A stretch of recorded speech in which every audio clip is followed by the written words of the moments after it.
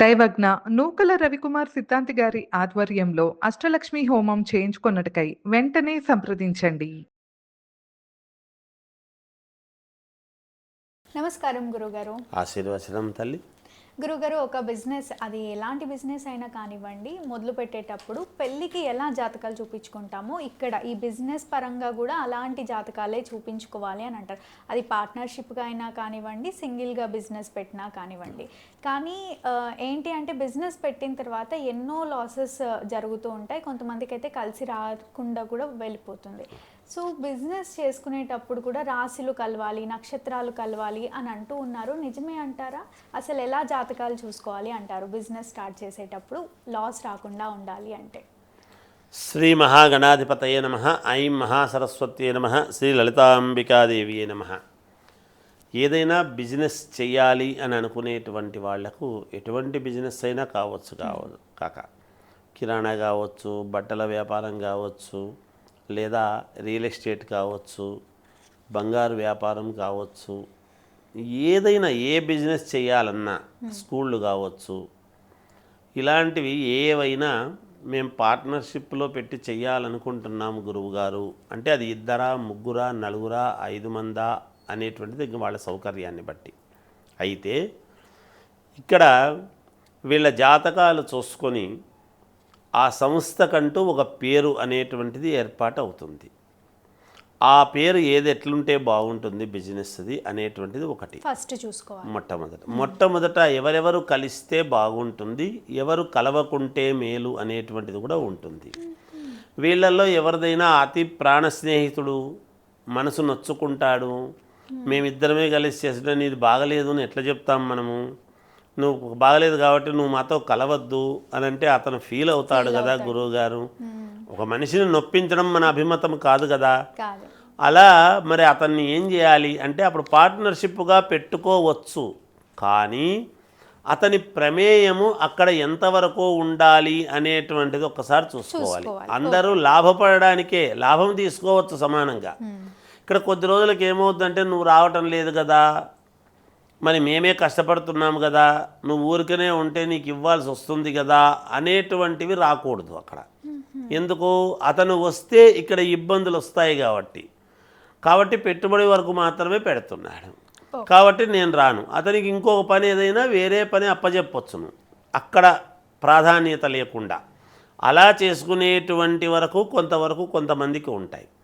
అందుకనే మేము అతను కూర్చుంటే బాగుంటుంది గురువుగారు వ్యాపారం, ఈయన వచ్చినప్పుడంతా బాగాలేదు అనటం కానీ కొంతకాలము బాగుండి ఎందుకో సమన్వయం కాకుండా పోవటం కానీ అలా జరుగుతూ ఉంటాయి. అలా జరిగినప్పుడు వ్యక్తులుగా వాళ్లకు ఇద్దరు స్నేహితులే కాబట్టి ఏం అనుకోకపోయినా బట్ ఇక్కడ వ్యవస్థ దెబ్బతిని ఉంటుంది. మేమిద్దరం ఫ్రెండ్స్ కలిసి చేసాం గురువుగారు, ఎందుకో కలిసి రాలేదు, అందుకని వాడు ఒకడే చేసుకుంటున్నాడు, నేను ఏదో డబ్బు సహకారం చేసినాను, నేను పక్కన వేరే చేసుకుంటున్నాను. అక్కడ ఏమనిపిస్తుంది అంటే మాట వరకు బాగుంటుంది, అరే వాడు ఎదుగుతున్నాడు నేను ఎదగలేకపోతేనే అని లోపల అంతర్గర్భముగా ఎక్కడో కొంచెం ఒక ఇది ఉంటుంది. అది తప్పు కాదు, ఎవరికైనా మానవ జీవితం సహజం.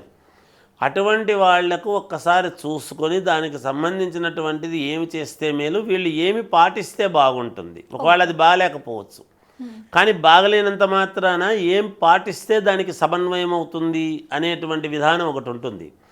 వాళ్ళు పలానా రోజు మాత్రమే ఈ వ్యక్తి పోయి అక్కడ కూర్చోవచ్చు, మిగతా రోజులంతా అతను ఉండొచ్చు, కంపల్సరీ ఆ రోజు మాత్రం ఇతనే పోవాలి అనేది ఉంటుందన్నమాట. అలా సమన్వయము వారానికి తగ్గట్టు చేసుకోవచ్చు.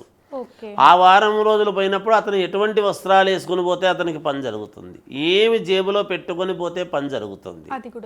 ఇలాంటివన్నీ కూడా చాలా ఉన్నాయి మానవ జీవితంలో. అంటే ఆ వ్యాపారం బాగా నడవటానికి వాళ్ళు ఎటువంటి వ్యాపారమైనా పెట్టుకొని ఇవ్వండి, కానీ ఇద్దరికి గ్రహస్థితులు అనుకూలంగా ఉన్నాయా లేదా. ఇప్పుడు భార్యను చేసుకుంటే ఆ భార్య వలన సంతానము, ఎదుగుదల, రేపొద్దున కుటుంబ సౌఖ్యము, ఉన్నతమైనటువంటి స్థితిగతులు ఏ విధంగా వస్తాయి అనేటువంటి ఆలోచనలతో ముందుకు వెళతారో అలాగే ఒక వ్యాపారము కూడా దినదినాభివృద్ధి అయి పెద్దగా జరిగి ఎక్కువయ్యి మేము ఎప్పటి నుంచో చేస్తున్నాం గురువుగారు, ప్రతి దాంట్లోనూ వ్యాపారం మేము సంబంధం పెట్టుకున్నాం, మేము ప్రతి వ్యాపారంలోనూ మాకు భాగస్వామ్యం ఉంది అనేటువంటి మాట రావాలి అన్నప్పుడు వాళ్ళది కూడా కలవాలి కదా, మరి బాగుండాలి కదా. వాళ్ళవి బాగుంటే ఒక్కొక్కసారి కొన్ని సందర్భాలలో వాళ్ళ శ్రీమతులవి కూడా ఏమిటి అనేది ఒకటి ప్రాధాన్యత కలిగిస్తూ ఉంటారు వాళ్ళు. ఓకే. వాళ్ళ జాతకాలు కూడా ఎలా ఉన్నాయి కలవటానికి కూడా చూసుకోవాల్సిందే. ఓకే. అంటే పెళ్ళి అప్పుడు చూసుకుంటారు కదా, కలిస్తేనే పెళ్లి చేస్తాం కదా, సో బిజినెస్ చేసుకోవచ్చు కదా అలా? బిజినెస్ కలవకపోయినా చేయొచ్చు కదా అంటే కుదరదు. భార్య భాగస్వామ్యం అయినంత మాత్రాన భార్య బిజినెస్లోకి అడుగు పెడతాను అంటే బిజినెస్ కలిసి రాకపోవచ్చు. ఓకే. ఆ పని వేరు ఉండొచ్చు. అది ఎవరికి ఏమిటి అనేది ఒకటి ఉంటుంది. బిజినెస్కి కూడా సపరేట్గా చూడాల్సిందే, తప్పదు. అది ఉన్న వ్యవస్థను బట్టి జరిగే బిజినెస్ను బట్టి నా పేరుతోనే ఉంది కదా, నా భార్య కదా పోయి కూర్చుంటుందిలే అంటే ఎప్పుడంటే అప్పుడు వాళ్ళు రాంగ్ టైంలో పోయి కూర్చున్నారు అంటే అది కాస్త పడిపోవడం జరుగుతుంది. అంటే మా అయింది కదా, ఇది ఆఫీసు మా అయిందే కదా, మేము ఎందుకు పోకూడదు అంటే అలా కుదరదు. అందుకే ఇప్పుడు ఏమైనా రాష్ట్రానికి అధినేత ఉంటే మంత్రి ఎవరో మంత్రి వరకు మంత్రి భార్య నేను పోయి కూర్చుంటా అంటే కుదరదు కదా, ఒప్పుకోరు కదా. మరి ఎందుకు ఒప్పుకోరు అంటే బిజినెస్ వేరు, మంత్రి శాఖ వేరు, అదే పదవి అది వేరు అట్లా అంటే అదే ఇది ఇక్కడ అదే మనం ఆలోచన చేయాల్సింది. ఆ షాపు పెట్టినంత మాత్రాన షాపుకు యజమాని ఆయన యజమాని భార్య యజమానురాలు కావచ్చు, కానీ ఆమె ఎప్పుడు పోయి కూర్చుంటే పని జరుగుతుంది, ఎప్పుడు కూర్చోకుంటే మేలు అనేటువంటివి కూడా ఉన్నాయి. చూసుకోవాలి. ఇవి తెలియక చాలామంది ఏముంది భార్యాభర్తలం మేమే కదా ఇద్దరం కలిసి చేసుకుంటున్నాం కదా, నా కొడుకే కదా అనేటువంటి ఉద్దేశంతో ముందుకు వెళ్తూ ఉంటారు. అలా కొన్ని ఎవరి ఆకలి వాళ్ళదే, ఎవరి జీవితం వాళ్ళదే, ఎవరి గ్రహస్థితులు వాళ్ళకే ఉంటాయి. పంచుకోవడంలో మీరు సమానంగా పంచుకోండి, అది వేరు సంగతి. లాభం అందరికీ చెందుతుంది, కానీ అక్కడ జరిగేటువంటి పరిస్థితులను మిమ్మల్ని బట్టి జరుగుతాయనుకోవడానికి లేదు. అందుకనే పెట్టేటప్పుడే మనము జాగ్రత్తగా ఎవరెవరు పెడుతున్నాము, ఏమిటి, ఎప్పుడు ప్రారంభిస్తే బాగుంటుంది, ఏమిటి, ఎటువంటి పేరు పెడితే ఎదుగుదల, ఈ వ్యాపారము కలిసి రావటానికి ఏమిటి.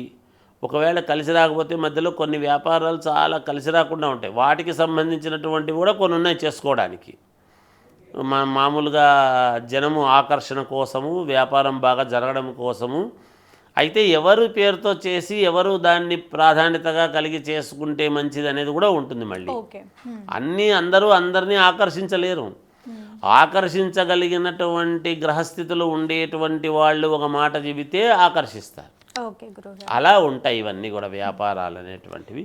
అలా చేసుకోవచ్చు తల్లి, చూడాల్సిందే, తప్పదు. వాళ్ళ జాతకాలు ఖచ్చితంగా చూడాల్సిందే. తప్పకుండా గురుగారు. ధన్యవాదాలు. జయోస్తు.